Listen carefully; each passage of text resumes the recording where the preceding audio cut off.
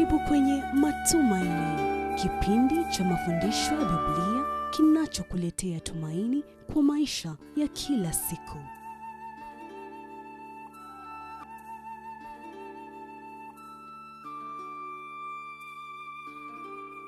Hujambo mpenzi mtazamaji, na karibu tena katika kipindi hiki cha Matumaini, kipindi chetu cha mafundisho ya Biblia kinachokuletea tumaini na mwanga wa kweli.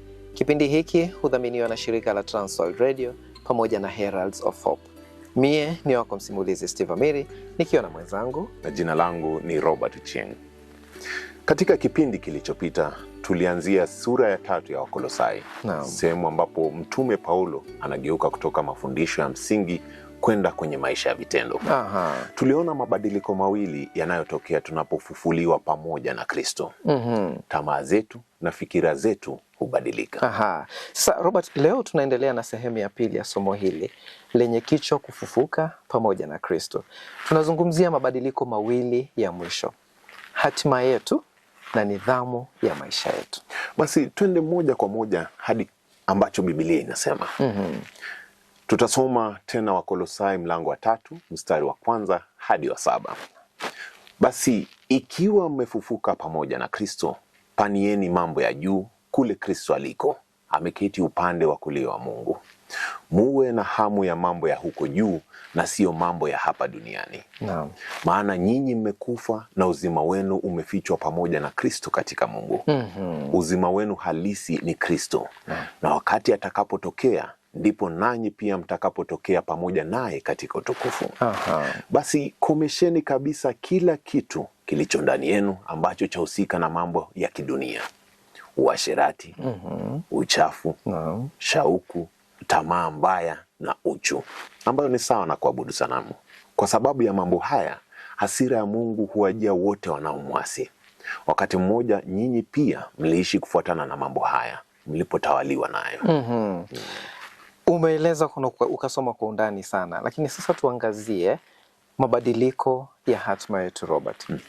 Paulo anasema Kristo atakapodhihirishwa, yeye aliye uzima wenu, ndipo ninyi pia mtadhihirishwa pamoja naye katika utukufu.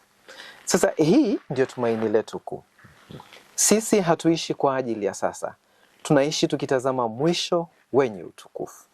Amiri, wajua Kristo si sehemu ya maisha yetu tu. Yeye ndiye uzima wetu. Yeye anatutia nguvu, anatuelekeza na anabeba uzima wetu milele. Tunaposema tuko ndani ya Kristo, tunamaanisha tumefunikwa, tumezungukwa, tumetiwa ndani ya utukufu wake. Robert, mtume Yohana pia anatuambia kuwa tunaposubiri kurudi kwa Kristo, tumaini hilo linapaswa kutusafisha, kutufanya tuishi maisha matakatifu. Basi tuangazie mabadiliko ya nidhamu yetu. Paulo anasema, basi yafueni mambo ya dunia yaliyo ndani yenu. Hapa ndipo maisha ya Kikristo yanapogharimu. Kusafisha nguo za kale, kuacha tamaa za kimwili na kujifunza kutembea katika nguvu ya Roho. Ni kweli tulishakufa pamoja na Kristo, lakini bado tunaishi katika miili hii inayotamani mabaya. Hivyo tunaitwa kupigana na vita vya ndani kila siku, si kwa nguvu zetu, bali kwa nguvu za Roho Mtakatifu. Kweli kabisa. Paulo anaorodhesha dhambi zinazotokana na tamaa za mwili: uasherati, uchafu, tamaa mbaya, matamanio maovu na tamaa ya mali. Anasema dhambi hizi zinamleta Mungu hasira, lakini pia anakumbusha, hivi ndivyo mlivyoishi zamani. Maana yake tukifufuka pamoja na Kristo, lazima pawe na tofauti kubwa sana. Sasa baada ya hayo yote, ni muhimu, Robert, kuangazia maswali ya tafsiri ya maandiko tuliyosoma. Je, umekuwa ukiona mabadiliko haya ndani yako? Je, unavutwa na tamaa zile zile za kale? Je, unafikiri zaidi juu ya mambo ya milele kuliko ya dunia? Na je, unajifunza kuishi kwa nidhamu ya Roho? Wajua Amiri, Kristo akikaa kwenye kiti cha enzi cha moyo wako, utagundua kuwa tamaa za kale zinazimika pole pole na maisha mapya yanamea. Tunapofufuliwa na Kristo, mambo manne hubadilika, Robert. Tamaa zetu, fikra zetu, hatima yetu na nidhamu yetu. Kama hukutazama sehemu ya kwanza ya mafundisho haya na ungependa kuyatazama, tutumie barua pepe kwa barua@twr.co.ke. Unaweza pia kutembelea tovuti yetu ya heraldsofhope.org au pia kutupata katika mitandao ya kijamii kwa @TWR Kenya. Kwa neema ya Mungu na maombi yenu, tushirikiane kuuleta ulimwengu kwa Kristo. Shukrani sana mpenzi mtazamaji kwa kuweza kuwa nasi katika kipindi hiki cha leo.